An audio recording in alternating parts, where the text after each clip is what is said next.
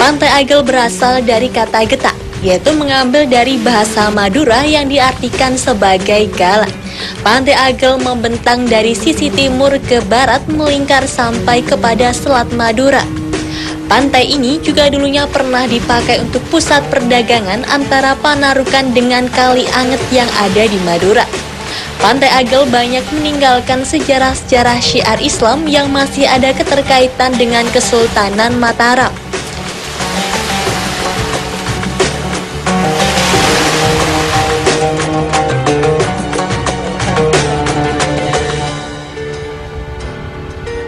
Dari legenda-legenda dan cerita-cerita, masyarakatnya banyak dikisahkan tentang seorang bernama Kiai Ageng Paranca dan Nyai Ageng Paranca, di mana tokoh suami istri ini juga hidup pada zaman Sultan Agung Mataram di abad 17, yang juga masih keluarga bangsawan Keraton Sumenep yang ikut pula bersyiar di daerah Panarukan Situbondo dan sekitarnya. Permisi. Pak.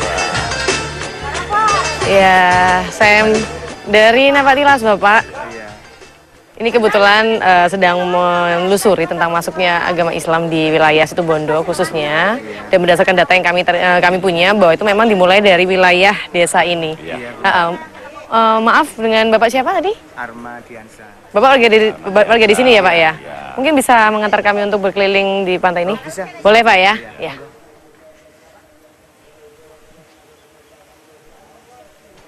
Penduduk sini hampir imbang antara petani dengan nelayan. Oh. Jadi sama-sama banyak. Nah, kebetulan saya di sini tuh moto-moto, saya suka itu. Jadi kalau mbaknya mau Oh iya, boleh, Pak.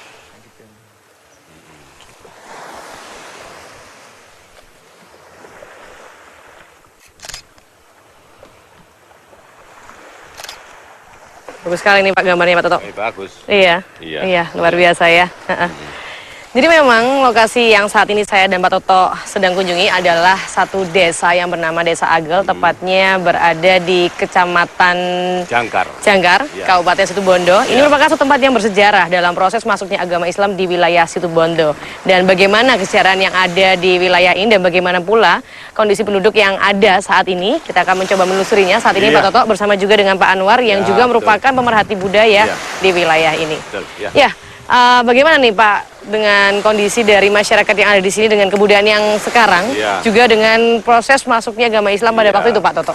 Ya, jadi masuknya agama Islam di Kabupaten Situbondo atau di Desa Agel ini tercatat dalam sejarah 1564. Iya.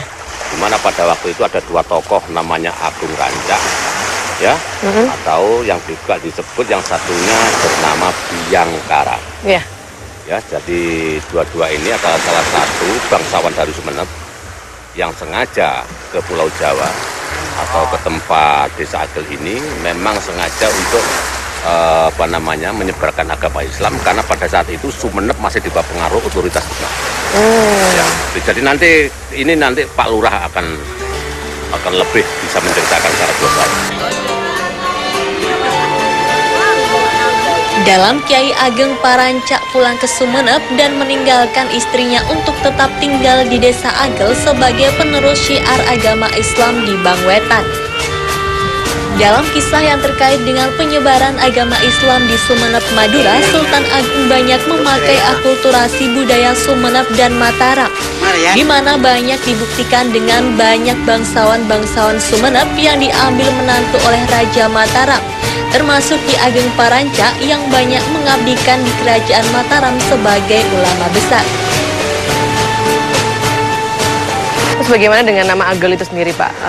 Kalau nggak salah itu kan ada sejarah di balik nama tersebut ya? Nah, jadi yang disebut dengan kata Agel itu berasal dari suku kata getak. Artinya getak itu kalau di bahasa Indonesia kan itu artinya wingit atau angker. Jadi tanah di seberang sini, ya di seberang pantai ini, sebelum dimasuki manusia, ini memang pada zaman itu banyak dihuni oleh makhluk-makhluk halus. Oh, jadi seperti itu ya Pak Toto ya? Nah, untuk Bapak sendiri sebagai pemerhati budaya yang ada di tempat ini, apakah warga sekitar dari pantai ini mereka sering melakukan ritual di sini dalam hal melestarikan budaya yang ada di sini Pak? Budaya itu sering dilakukan sejak zaman dulu hingga turun-temurun hingga saat ini tetap dilaksanakan oleh warga Desa Agel. Tidak banyak terdokumentasi tentang sejarah yang melibatkan Kiai Ageng Parancak dalam syiar agama Islam yang ada di Panarukan, melainkan hanya tutur tinular masyarakat Desa Agel yang masih ada garis benang merah dengan tokoh ulama Kiai Ageng Parancak. Masuknya agama Islam ke Desa Agel adalah melalui dari seorang tokoh yang namanya, kalau di sini dikenal dengan nama Agung Parancak dengan istrinya. Tapi konon beliau datangnya ke sini itu rombongan dengan beberapa pengawal dari kerajaan Sumenep di Madura. Itu konon katanya mengusir tentara yang dari kerajaan Kelungkung dari Bani. Setelah sampai di tengah perjalanan, karena bahan makan sudah mulai berkurang, akhirnya dari rombongan tersebut itu mendarat di sebuah wilayah banyak dihuni oleh penunggu-penunggu yang sangat ganas sekali, yang artinya getak. Menurut orang Madura itu getak, yang pada akhirnya daerah tersebut diberi nama Agel. Jadi desa menjadi Desa Agel.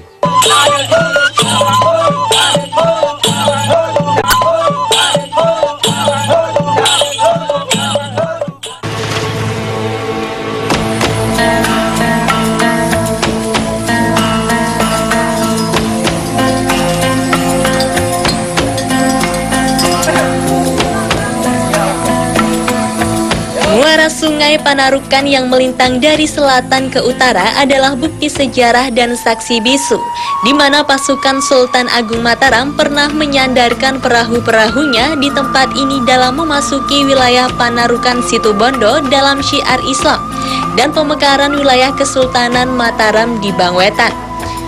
Menurut buku-buku sejarah kuno yang diceritakan melalui lantunan tembang-tembang Jawa versi Mataraman, banyak disinggung tentang perjalanan pasukan-pasukan Sultan Agung Hanyokrokusumo yang mendarat di muara Sungai Panarukan Situbondo.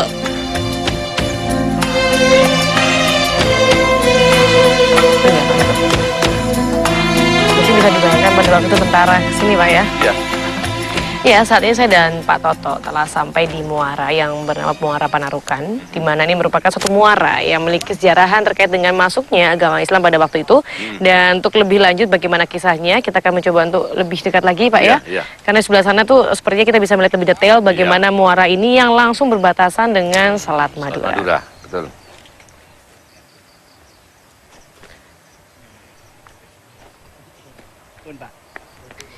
Sebenarnya ada warga yang di sini, Pak Toto. Kita mungkin bisa bertanya dengan Iya. orangnya ya. Permisi. Ya, ini dari Nambak Tilas. Permisi, boleh numpang duduk sini, Pak? Ya, dulu Pak Toto. Ya, namanya bronjong ini, Sam. Iya. Bronjong, enak ini. Tempat duduknya. Agak keras ya, Pak. Sedang apa ini, Pak, di sini? Ya cuma lihat-lihat aja. Kebetulan saya pemerhati sejarah Situbondo. Oh, kebetulan ya. Jadi, Wah, ini bagus sekali, Sam. Ketemu pemerhati sejarah Situbondo, sekaligus nanti bisa buat tambahan materi kita. Ya, kan begitu. Mas, siapa tadi? Dayat, Pak. Oh, Mas Dayat. Ya, kami dari Nambak Tilas. Apakah bisa dibantu, Pak, kami tentang kesejarahan muara ini berkaitan dengan masuknya pasukan-pasukan Demak dalam rangka Islamisasi di Kota Panarukan. Kebetulan sebagian dari pasukan Demak yang dipimpin oleh Sultan Trenggono itu memasuki area perairan sini, Pak, untuk menyebarkan agama Islam. Gitu. Dan kapalnya juga bisa bersandar di dekat pemakaman itu. Waktu pendaratannya jam-jam segini sore. Udah itu mengadakan istirahat dulu, baru penyerangannya di pagi hari. seperti itu ya, Pak ya. Syiar Islam yang dilakukan oleh ulama-ulama Mataram terhadap masyarakat Situbondo banyak menuai keberhasilan karena ajarannya diselipkan melalui budaya-budaya lokal. Yang sampai sekarang budaya selipan itu dinamai dengan budaya Hodo, yaitu salah satu budaya yang masih disakralkan oleh masyarakat Madura di daerah selatan kota Panarukan.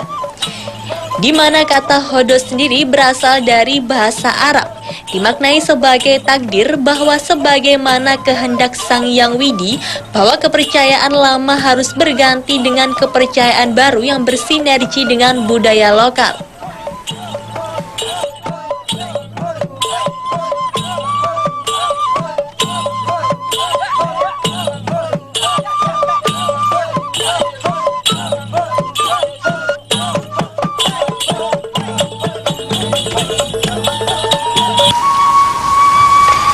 Untuk dan oleh karena itu, keberhasilan syiar Islam yang dipimpin Sultan Agung Raja Mataram yang masih cicit dari Raja Majapahit banyak direspon oleh kalangan masyarakat Situbondo, di mana sebelumnya masih menganut ajaran Syiwa Buddha. Ketokohan Sultan Agung Mataram sebagai Raja Islam di Tanah Jawa tidak banyak bertentangan, melainkan ulama-ulamanya banyak memakai tontonan jadi tuntunan. Terkait dengan pendaratan di muara Sungai Panarukan tersebut, oleh masyarakat Panarukan, Situbondo justru dianggap sebagai syiar Islam damai yang tidak melukai faham lama, yaitu faham Mojopaitan yang berorientasi kepada Syiwa Buddha.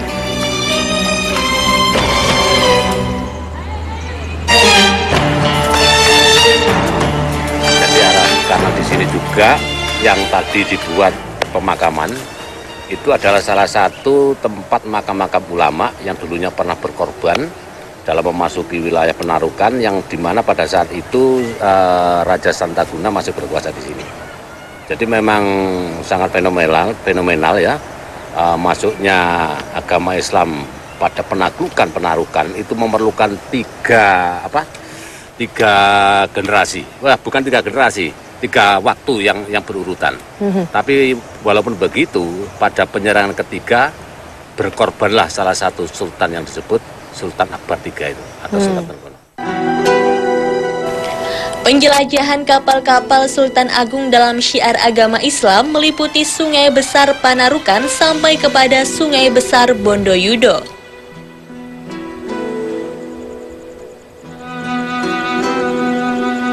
Yang kalau kita melihat dari tipologi wilayah dari zaman dahulu sampai hari ini, Situbondo memiliki garis pantai 150 km dengan panjang dari Banyuglugur sampai Banyu Putih.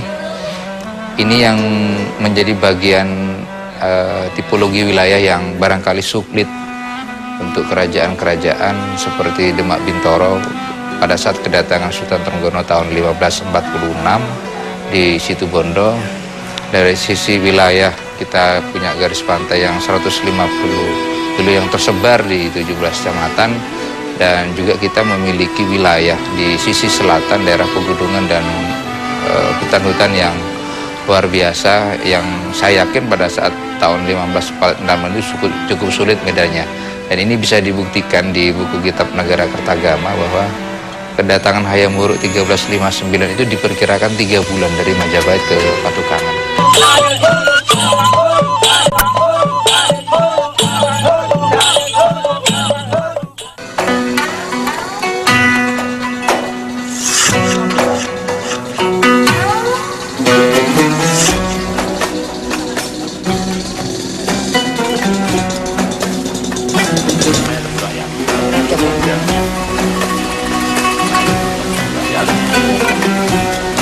Ya, saat ini saya dan Pak Toto telah sampai di satu wilayah yang ada di Situbondo, yaitu Desa Pleyan, Kecamatan Panarukan, Kabupaten Situbondo. Dan Desa Pleyan ini pada zaman dulu disebut juga sebagai Kuto Bedah.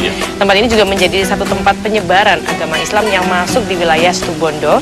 Dan saat ini kita akan mengunjungi makam dari ulama-ulama yang dulunya menyebarkan agama Islam di wilayah ini dan dimakamkan di Desa Pleyan.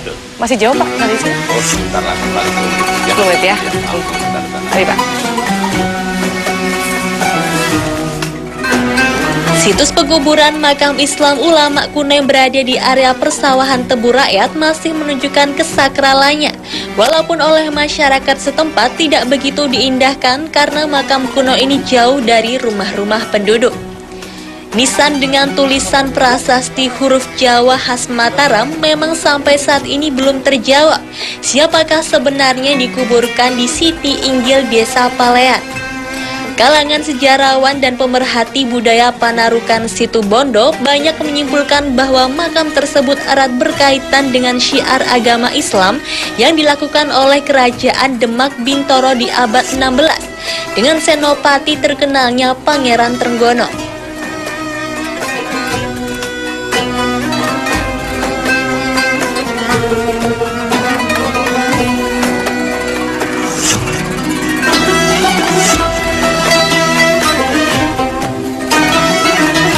Oh ini Pak makamnya.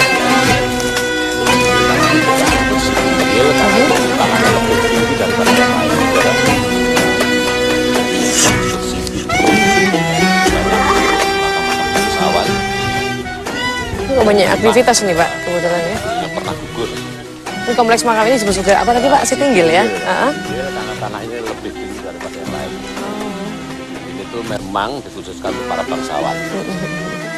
Kalau orang Madura Astategi. Oh iya. Ini pas lagi banyak orang juga nih Pak Toto. Oke, jadi ini sekitar tahun berapa Pak pada waktu itu Pak makam ini? Ya, lebih dari 400 sampai 500 tahun. Kalau kita lihat dari postur atau struktur bentuk nisannya ya, ini mungkin dari Kerajaan Demak. Mungkin kita bisa melihat lebih dekat kali Pak ya? Ya, bisa. Permisi Pak.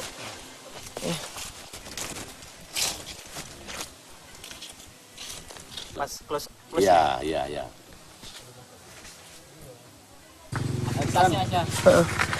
Jadi Mas ini Mas siapa Mas? Maaf. Irwan. Mas Irwan ya. Untuk makam ini buktinya bahwa ini adalah makam para ulama yang pernah menyebarkan agama di sini itu bagaimana Mas? Ciri itu sangat tampak dari ornamen dan yang ada di nisan ini, termasuk tulisannya itu juga tulisan-tulisan Jawa kuno. Tapi yang menunjukkan bahwa ini makam Islam adalah dari bentuk Nisannya ya? nisannya ini. Sama dengan, identik dengan yang di Demak. Oh begitu. Nah untuk bukti tulisan-tulisannya itu di nisan sebelah mana Mas? Karena di sini sebenarnya nggak tampak di sebelah sini ya. Di sini kosong, yang di sebelah sana. Oke sebelah sana ya? Mungkin kita bisa lihat sana.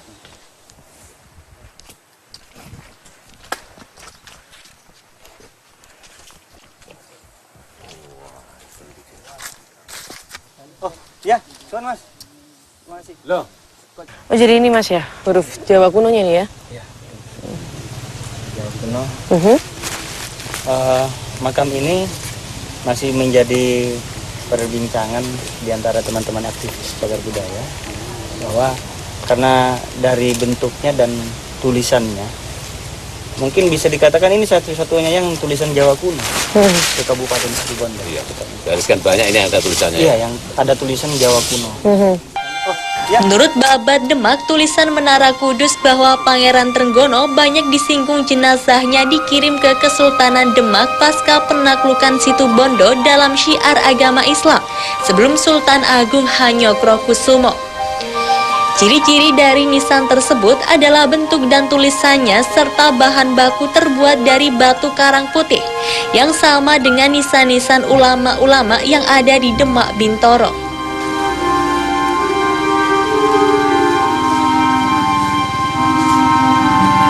Tepatnya di tahun 1546, Sultan Trenggono dengan kekuatan penuh menyerang kota Panarukan. Kala itu dipimpin oleh Prabu Santaguna. Maksudnya untuk menyebarkan agama Islam di bumi Panarukan. Nah, di sini disebut kota bedah, itu kota berperang, kota peperangan. Sehingga ketika itu Sultan Trenggono juga berpikir kota Bedah ini merupakan kota yang termasyhur karena peperangannya sejak zaman dahulu. Makanya beliau memimpin sendiri pasukan dari Demak Bintoro untuk menguasai Panarukan.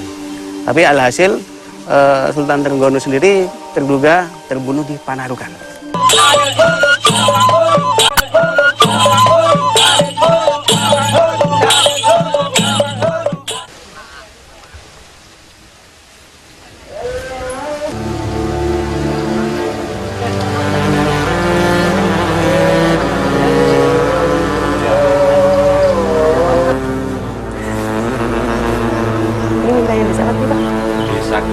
Sari. Kilen Sari. Ya, Kilen Sari. Jadi nama desa ini Kilen Sari ya, Ya, Pak Toto ya? nama Kilen Sari. Ini sih makamnya. Berada di pemukiman penduduk yang berada di Panarukan, tepatnya Desa Kilen Sari, ini terdapat makam kuno yang merupakan makam yang bersejarah dalam hal penyebaran agama Islam di wilayah Situbondo. Dan makam itu nanti kita akan melihat, Pak, sepertinya tadi Bapak sempat sampaikan bahwa ada satu hal yang menarik pada makam ini. Jadi memang ada salah satu yang sangat menarik dan itu merupakan salah satu catatan bukti sejarah. Kenapa pemakaman ini disebut Kilen Sari? Kilen Sari itu artinya bahwa Kilen itu kalau di dalam bahasa Jawa itu kulon.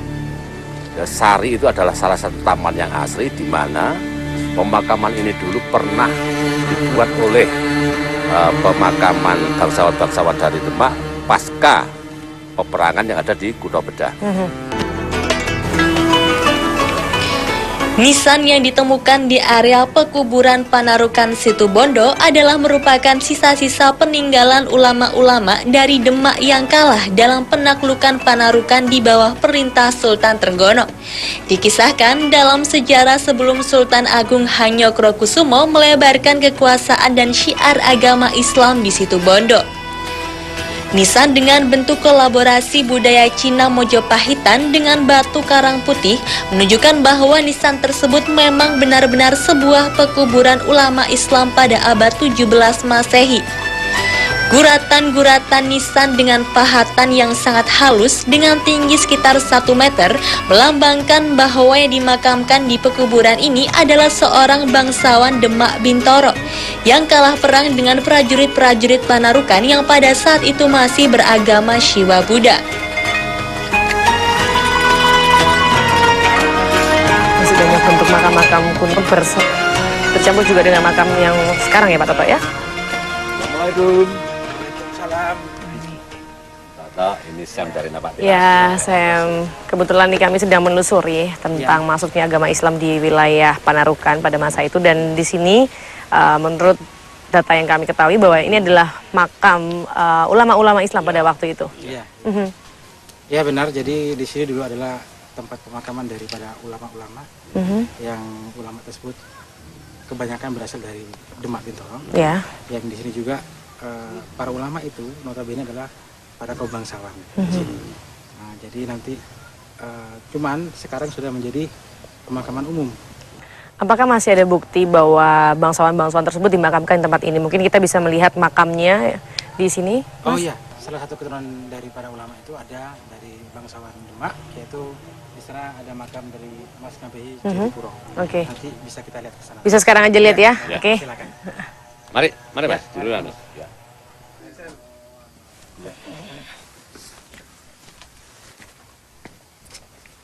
Ini salah satu contoh bekas. Oh.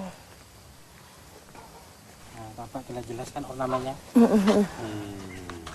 Jadi ada tulisan Arab. Ya, tulisan Arab tahun Iya, Arab. ini ya. Tulisan Arab. Arab. Terus ornamen yang mengandung dari Cina. Kemudian ini ada simbol juga kan. Nah, ini simbol dari biasanya Hindu atau Jawa ya. Jadi ini adalah salah satu bukti bahwa memang pada pemakaman yang ada di wilayah Panarukan ini ada satu ornamen ya, di mana mengandung 3 bentuk atau 3 ukiran ya, dari istilahnya 3 budaya. Seperti yang terlihat pada samping ini adalah huruf Arab ya Pak ya tadi ya? Iya, huruf Arab. Jadi ini diperkirakan adalah makam seorang Cina Muslim. Cina Muslim yang pernah tinggal di sini dan juga mungkin selain berdagang, beliau juga mungkin menyebarkan Islam di sini. Jadi dilihat dari bentuk nisannya yang sangat tidak biasa, mungkin ini juga bisa keturunan bangsawan atau dia seorang yang sangat kaya di sini. Iya. Dan terpandang. Kalau yang di sebelah sini? Iya, itu juga sama ya? Hampir sama ya, ya hampir sama. Jadi ini hadap-hadapan. Iya. Cuma ada 2 macam. Ini ada yang seperti ini, ada yang bentuknya seperti ini. Oh. Ini juga melambangkan kan apa namanya, falsafah dari Hindu atau Buddha untuk mencapai nirwana. Iya betul. Menurut Babat Tanah Jawi tentang Raja-Raja Jawa, tulisan Dr. Purwadi banyak dijelaskan bahwa penaklukan Bangwetan memang sulit ketimbang penaklukan-penaklukan di daerah selatan, dikarenakan orang-orang asli Madura Panarukan masih berorientasi kepada faham lama. Syiar agama Islam di abad ke-16 di mana pada saat itu Sultan Trenggono putra Adipati Unus tewas dalam serangan ketiga sebelum Raja Sultan Agung Mataram diwisuda menjadi Raja Islam di Tanah Jawa. Masa Sultan Agung sebagai raja di abad 17 banyak membuahkan hasil, termasuk syiarnya dibarengi dengan pengetahuan budaya lama dan lebih menerapkan filosofi keagamaan.